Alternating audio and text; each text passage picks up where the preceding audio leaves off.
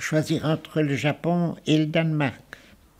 C'est pas pareil, ce n'est pas comparable. Au Japon, où j'ai conduit mes étudiants, nous avons visité beaucoup de choses, mais c'était toujours des petites réalisations qui avaient fait l'objet d'écrits ou d'analyses dans des revues. On trouvait une maîtrise de l'architecture qui était grande.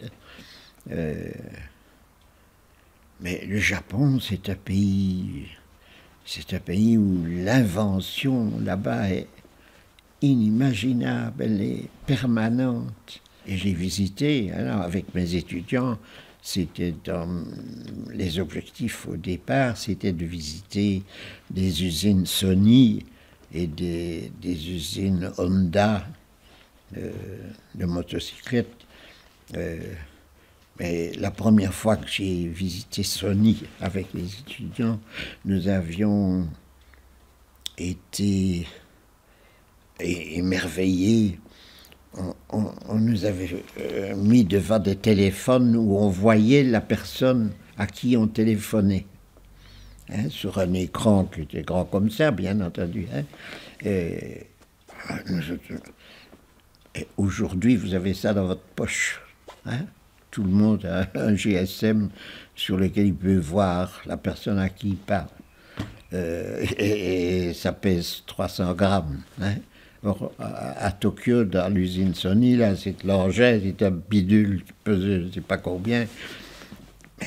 Et déjà en 1970, ils étaient maîtres de ça. Ce n'est pas pareil. L'utopie, c'est une vision, hein, mais qui se réalise plus rarement. Les visions, moi j'estime que j'ai eu beaucoup de visions, pas Notre-Dame de Lourdes, mais enfin des visions, et je vois qu'après 30 ans, plusieurs de ce qu'on qualifiait de visions chez moi sont des réalités aujourd'hui. Quand on pense maintenant dans les journaux qu'on dit qu'en 1935, il n'y aura plus de voitures thermiques. Mais c'est incroyable. Hein? Tout ce qu'il va falloir fermer comme usine, qu'est-ce qu'on va inventer à la place pour remplacer tout ça. Inimaginable ce qu'il y a à inventer. Et en même temps, il y a des physiciens, hein, c'est ceux les plus forts, qui inventent, qui expliquent les trous noirs. Là, hein. Il y a des trous noirs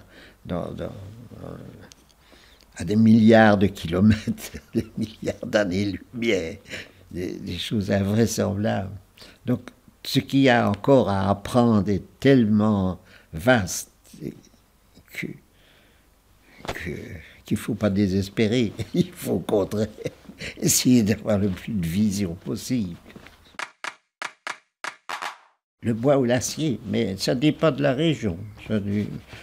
Et manifestement, les deux matériaux sont renouvelables.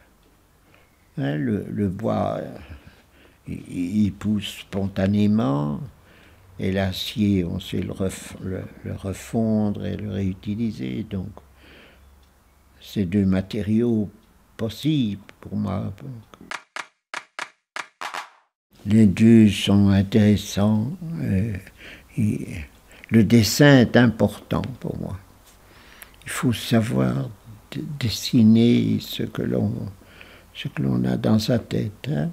Alors la maquette, à partir d'un dessin, il est possible de réaliser la maquette, hein, ou de la faire faire par quelqu'un qui sait lire votre dessin.